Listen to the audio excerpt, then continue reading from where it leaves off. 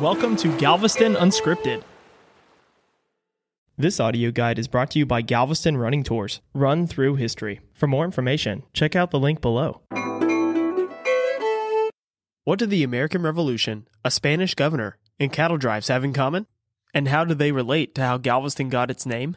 In 1776, at the beginning of the American Revolution, the American colonies were at war against the British, and Spain and France had heavy capital interests in North America, such as the land known as Florida and Louisiana. In order to keep the British from expanding their power and influence across North America, Spain and France started providing covert assistance to the colonies via the Mississippi River.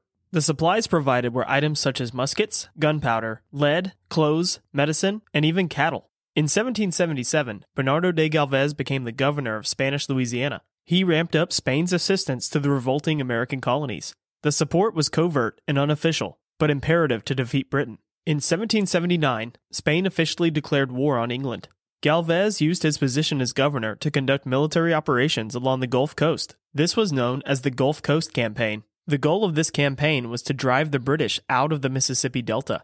Despite many of his ships and supplies being devastated by multiple hurricanes, Bernardo de Galvez successfully cleared the British forces from Baton Rouge, Natchez, Mobile, and Pensacola. Something to note about Galvez's army: it was formed of volunteers from New Spain, Cuba, free black men from Texas and Louisiana, Native Americans, and German and Irish immigrants. It is recognized as one of the most diverse armies of the era.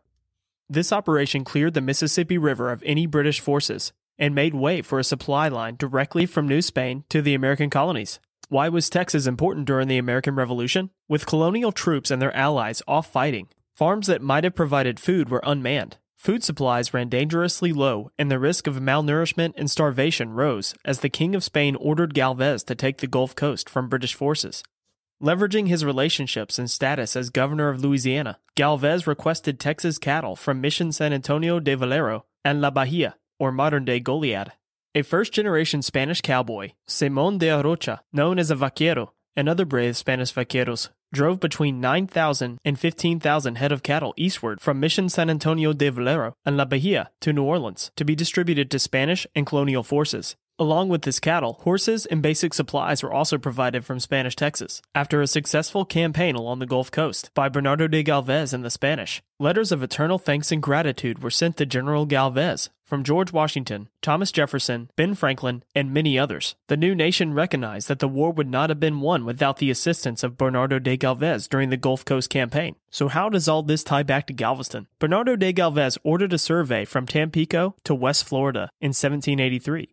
In 1786, the commander of the survey crew, José de Avia, named the bay north of the island Bahia de Galveston. The small island off the Texas coast was no longer known as San Luis, but as Galveston, in honor of Bernardo de Galvez. In 2014, Bernardo de Galvez was granted honorary U.S. citizenship by the U.S. Congress, one of only 8 people to have been granted this honor in U.S. history. Along with his honorary U.S. citizenship, there is a portrait of Galvez hanging in the U.S. Capitol. Without the assistance of Spain and Bernardo de Galvez, the United States would not exist today. Although Bernardo de Galvez spent a good portion of his life along the Gulf Coast of New Spain, Texas, Louisiana, and West Florida, there is no record of him actually stepping foot on Galveston Island.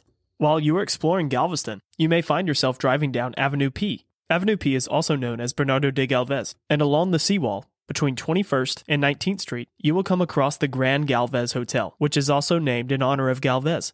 And there you have it. That's what the American Revolution, a Spanish governor, and cattle drives have in common. For more information on this topic, be sure to check out the description below. This audio guide was brought to you by Galveston Running Tours, featuring a 5K running or walking tour through some of Galveston's most historic areas. Check out Galveston Running Tours at the link below. For historic resources or more information, check out the episode description.